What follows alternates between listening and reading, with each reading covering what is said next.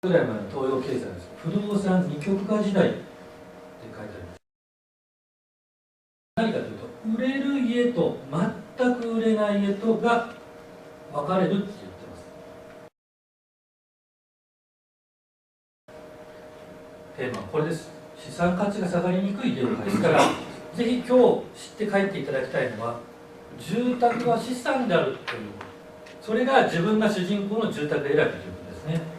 家のために、住宅ローンのために仕事をされたり、ライフスタイルを犠牲にするのは違うじゃないですか。ローンが払えなくなったって何にも怖くないで、赤字にならない家を買うということがどれだけ住宅を買う上において重要なのか。買う頭は半分、売る頭を半分持ってやらないと、マーケットの中では必要のない家を買うことになっちゃうということなんですね。家を買われるときにこの計算までしてください。家が余って人が減るというのは、そういう中で皆さんは家選びをするんです。じゃあどうすればいいの？ベストなのは良質な中古住宅、いい場所にいい、こういう傾向が出てるのは事実なので、少しでもその資産価値が目減りすることのリスクヘッジをするのであれば、こういったことは参考にしていただければと思います。立地を妥協しちゃいけないんです。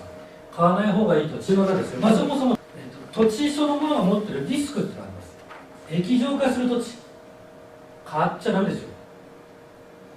だからどういう町に家を買うか、3000万円をかけて最も値段が下がりにくいエリア、この家2階建ての設計に3階が乗っかっちゃってる状態になってるので、耐震性は最悪です。不動産業界は残念ながらこういうのを右から左に流してるんですよ。そんなの皆さん買ったら売れませんよ。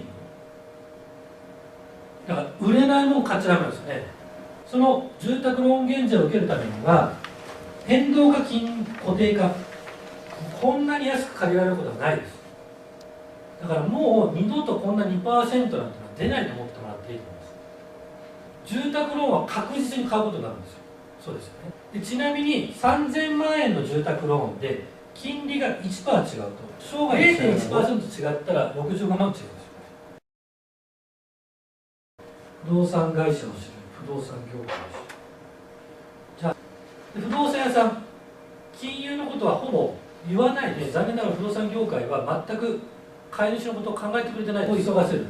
ネガティブ情報って要するにこれ言ったら売れなくなっちゃうんじゃないのなんてことは、買う方法の皆さんからしたら言ってくれなきゃ困りますよね。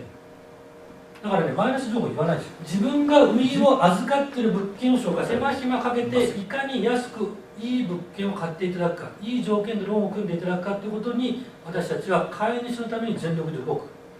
だからそういう物件をぜひ買って、自分が主人公の家選びをしていただきたいというのが今日の話でございます。